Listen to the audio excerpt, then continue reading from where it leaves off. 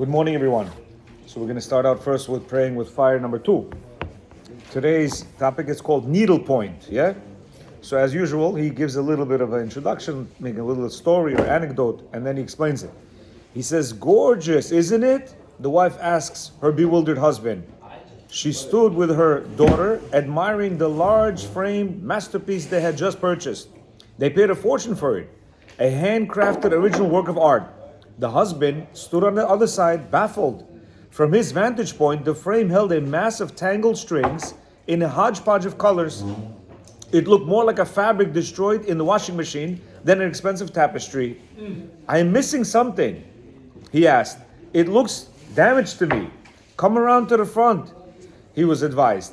From there he beheld an inspiring scene. The stones of the western wall before which the talit enwrapped men prayed under the sapphire Jerusalem sky. It was depicted in an exquisite petite point, flawless, executed in every detail. The jumble of threads was no mistake at all. Each was precisely placed to yield the perfect picture. So basically, they bought a very expensive painting, and the mother and daughter were in front, looking at the painting, saying, "Wow, it's beautiful." The father was in the back, towards the side in the back. He's looking, it's like, what is this? What are they saying beautiful? There was, threads. It was one of those needle thread type of thing. So in the back he sees all these threads and things like that jumbled together. He's like, what are they looking at? They said, no. They said, no, come here, come to the front. And when he saw in the front, he's like, wow, so beautiful. The sky, the men with talit and so on and so forth. Yeah. So it was a different picture at all.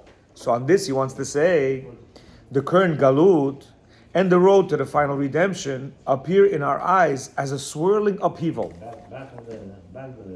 As we live through our evolving history filled with global turmoil and personal travails, we cannot help but to wonder, where is the beautiful picture of the Geulah Hashem has promised us? Where? It says, can yet another war, yet another terrorist attack, yet another ailing young mother or father or child be part of the picture?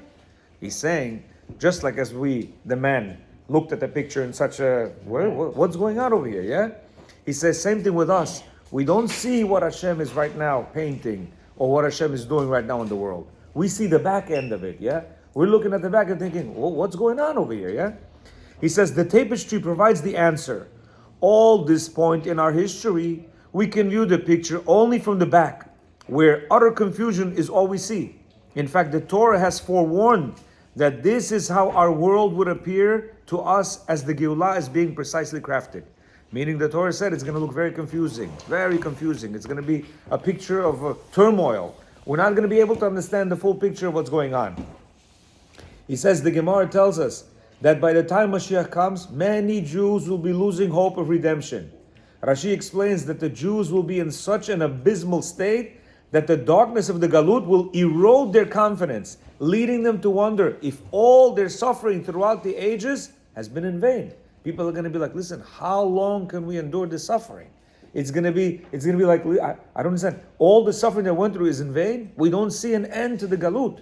We don't see an end to the it's going to look like, and we said in the previous classes, we said it's going to get worse and worse and worse to the point that we're going to look at life and we're going to say, is it even worth living? Well, what's going on there? Is there an order to this life? But the metaphor of the needle points provides us with the glimmer of dawn. Right now, we cannot see what is on the other side. We are still suffering through the tragedies and sicknesses that are woven into our present.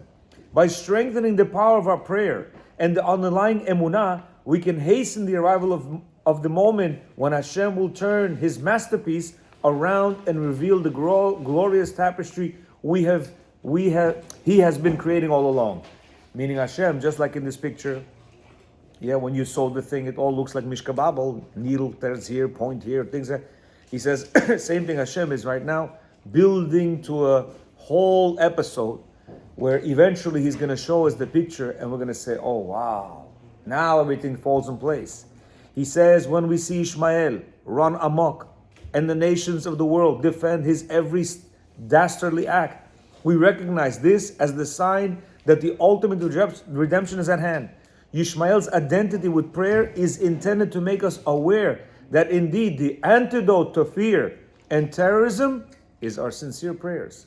We will then recognize that what appears to be random is really with a purpose. What seems like certain failure is just a reverse image of success.